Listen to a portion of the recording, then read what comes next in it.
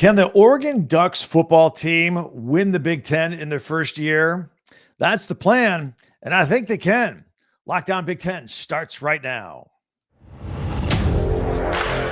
You are Locked On Big Ten, your daily podcast on the Big Ten Conference. Part of the Locked On Podcast Network. Your team every day.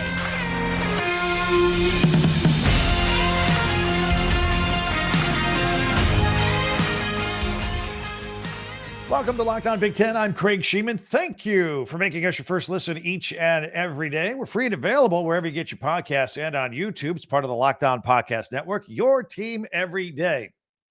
Today's episode is brought to you by FanDuel. Make every moment more. New customers, join today and you get $200 in bonus bets if your first bet of $5 or more wins. Visit FanDuel.com/lockedon and get started. All right, we're going to talk about the Oregon Ducks football program right out of the gate. Big plans for them this year. And also an update on Bill O'Brien, Ohio State offensive coordinator, plus J.J. McCarthy in mock drafts. Interesting placement there. And we'll close it out with some fun with our Tuesday tweets as we always do. Be sure to subscribe and follow Locked On Big Ten for free wherever you get your podcast. That way you'll be getting the latest episode as soon as this podcast is available each and every day. You know, I like it when coaches are a little bit cocky and confident, a little arrogant, and then back it up with their actions, or they win a lot of football games. And Oregon football coach Dan Lanning, he might be that guy as he prepares for his first season in the Big Ten. Several months ago, I never forgot this. He had an interview, was doing a little sit-down interview on camera, and he was asked if the Ducks and the other Pac-12 teams that are coming to the Big Ten are going to have to adjust at all in order to fit with the Big Ten. I mean, after all, the Pac-12 is known for offense and quarterbacks and scoring. They've never been accused really of having big-time defenses.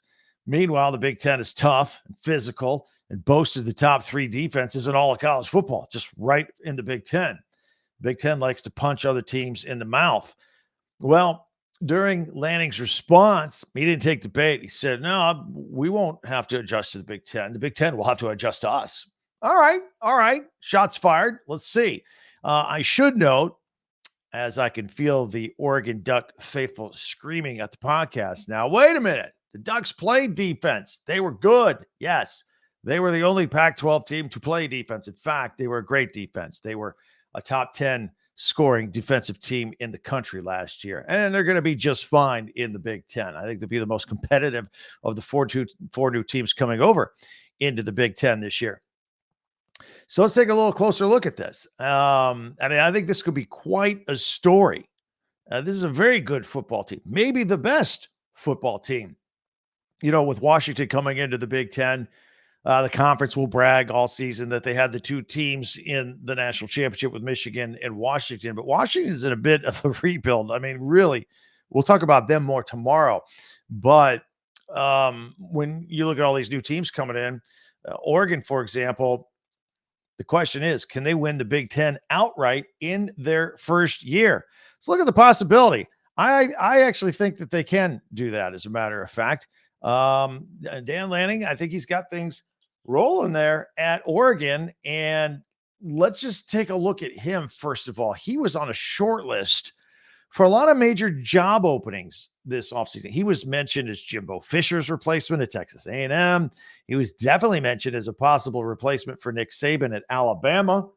I mean, those gigs are tempting. Why didn't he budge? Why? Well, first of all, he seems happy at Oregon. Makes a lot of money, has everything he needs personally and professionally. Plus, he seems pretty confident that this team that he has put together at Oregon, they might be pretty good.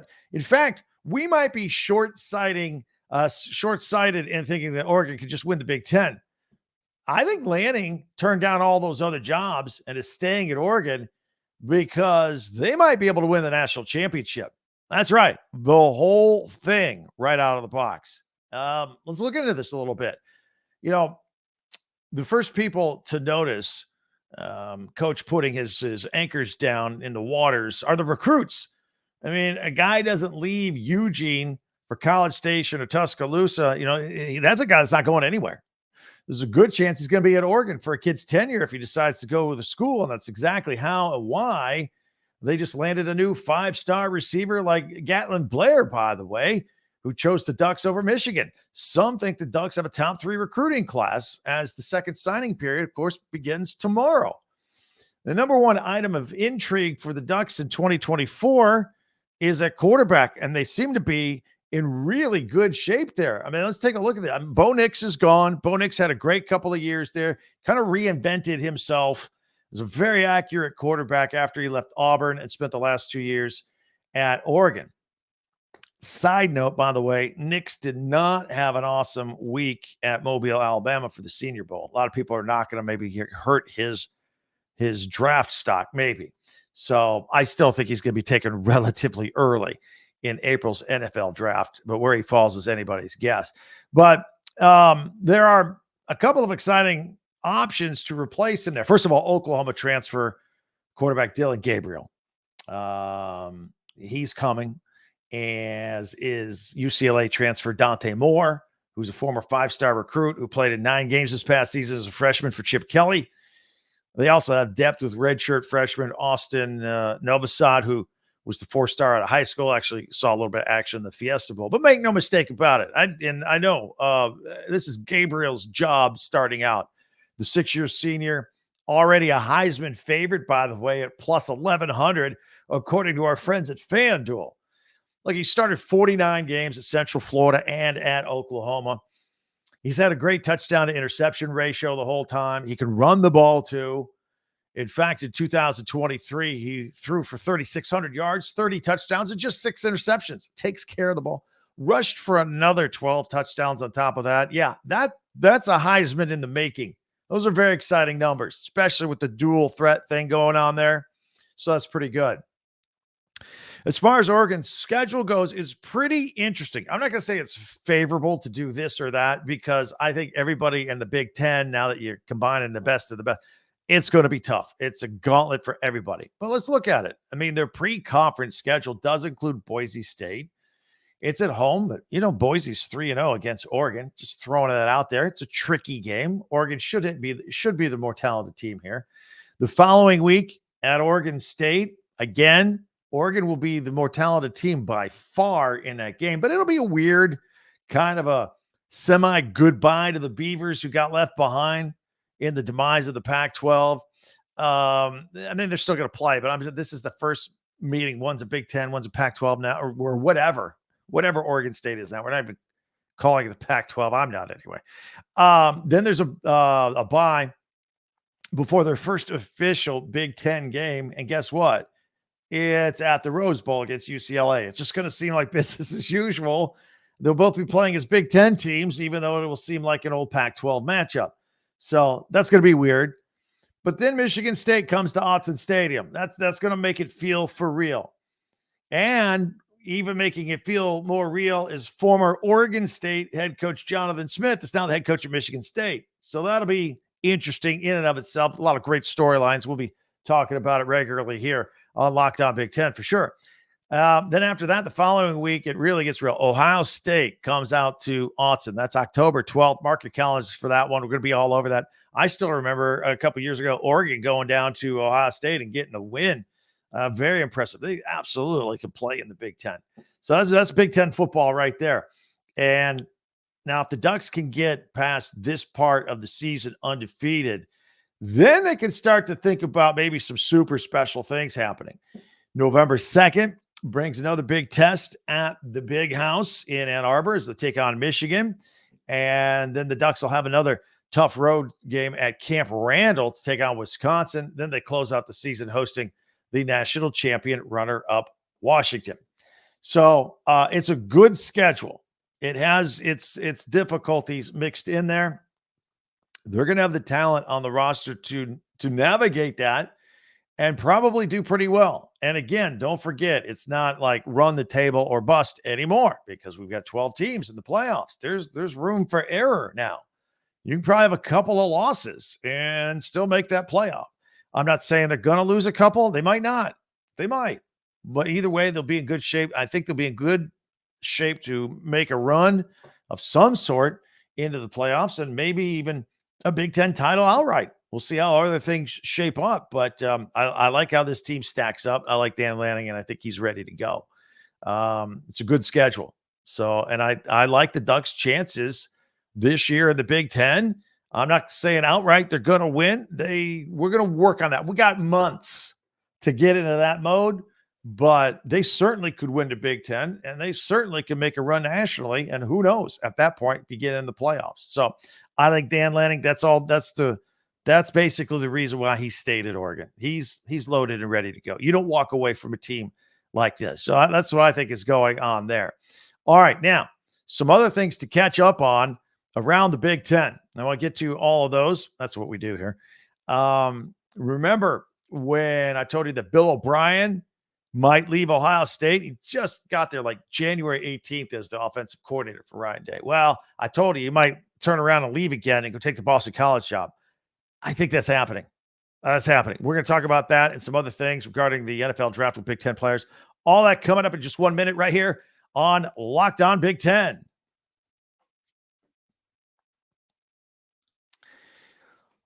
Happy Super Bowl to all of you who want to celebrate with FanDuel, America's #1 sportsbook. If you're like me, Super Bowl Sunday is all about scoring a sweet spot on the couch, get the snacks, get the beverages. You're good to go. Now I'm going to have my phone there looking at all the prop bets I got. You could do that too. Prop bets. You can not only bet on point spreads and point totals, you can pick individual players, and this player is going to score, the over under on, 1.5 touchdowns in the game. He's going to score more or less, that kind of deal. A lot of fun stuff there. Who's going to score touchdowns? How many points are going to be scored?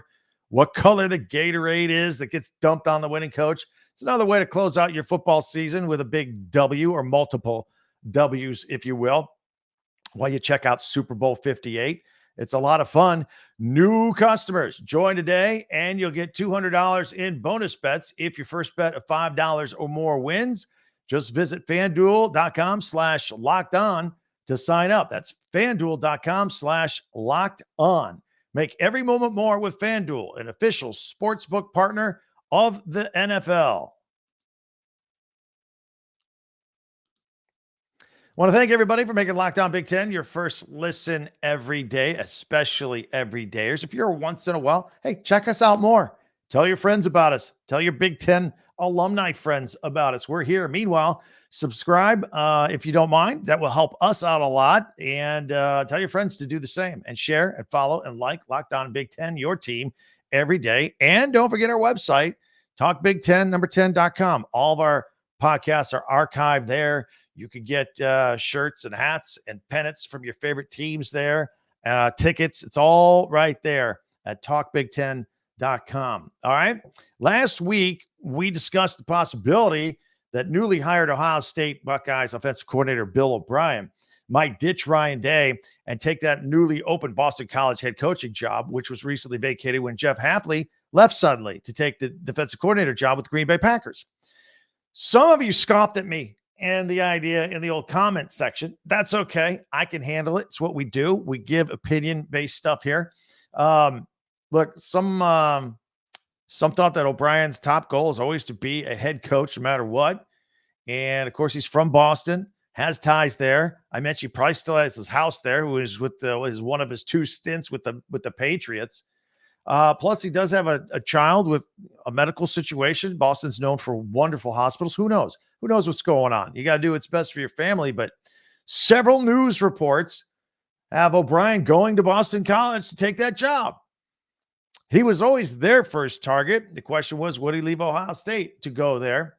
And as of the taping of this podcast, the financial contractual details are reportedly being ironed out. So there. He was still at Ohio State at the Woody Hayes Athletic Center as of Monday. People saw him there. So if that's what he chooses to do for his career and or his family, so be it. That's the deal. The real question is, what does this mean for the Ohio State Buckeyes and Ryan Day? Ryan all but cried uncle and said, look, man, I've got one of the biggest jobs in sports. It's growing every day. College football is changing every day. I've got to delegate my offense and my quarterback room to somebody I can trust, because I've got to attend to nil and transfer portal stuff, and it's a huge job. I got to delegate something, and I'm only going to delegate if I can find the right guy. And you found the right guy, Bill O'Brien, 30 years in coaching, 31 years in coaching, experience as a head coach in the NFL and college football.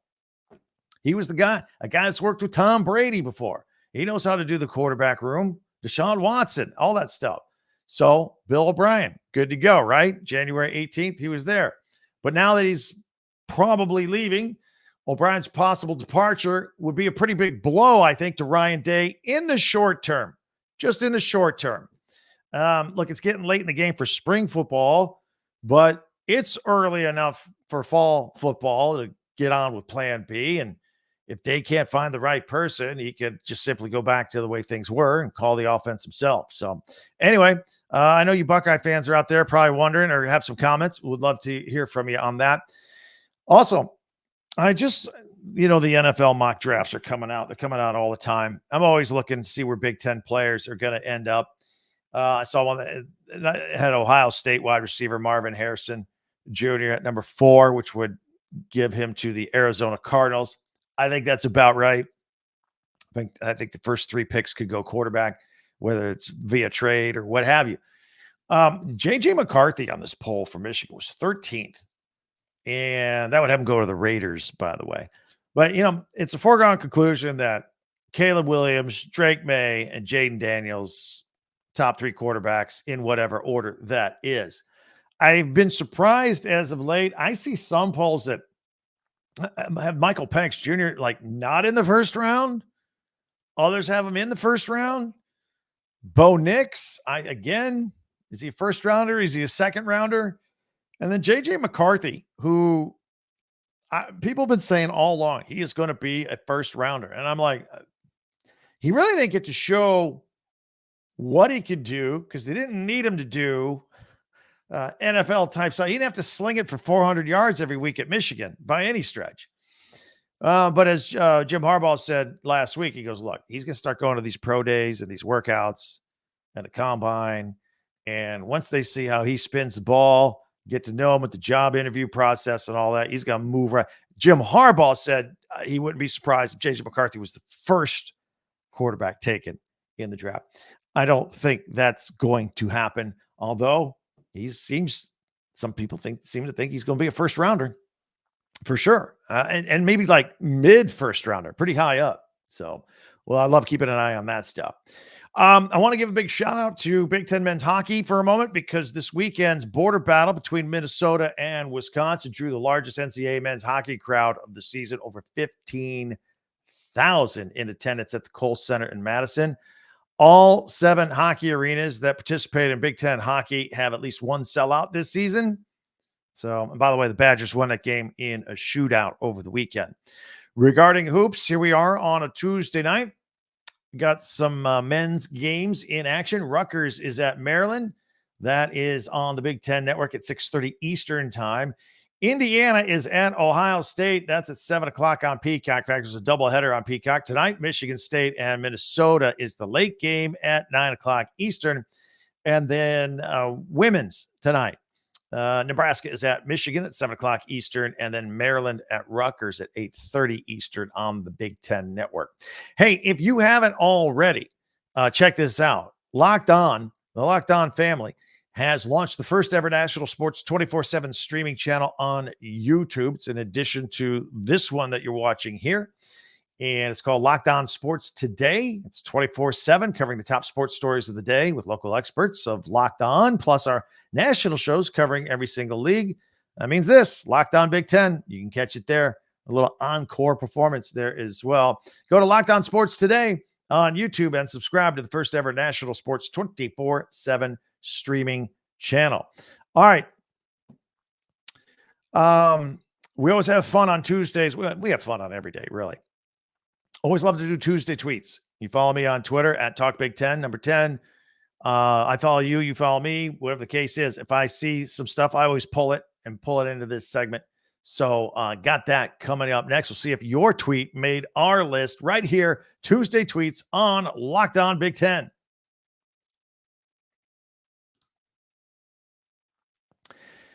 Passion, drive, and patience. It's what brings home the winning trophy. It's also what keeps your ride or die alive. We'll talk about eBay Motors here. And eBay Motors has everything you need to maintain your vehicle and level up everything you need. Get your peak performance, superchargers, roof racks, exhaust kits, LED headlights, everything you could possibly think of. Whether you're into speed, power, or style, eBay Motors has got you covered. With over 122 million parts for your number one ride or die, you'll always find exactly what you're looking for. And with eBay Guaranteed Fit, your part is guaranteed to fit your ride every time or your money back, because with eBay Motors, you're burning rubber, not cash. And with all the parts you need at all the prices you want, it's easy to turn your car into the MVP and bring home a win. Keep your ride or die alive at ebaymotors.com. That's ebaymotors.com. Eligible items only. Exclusions apply. eBay Guaranteed Fit only available to U.S. customers.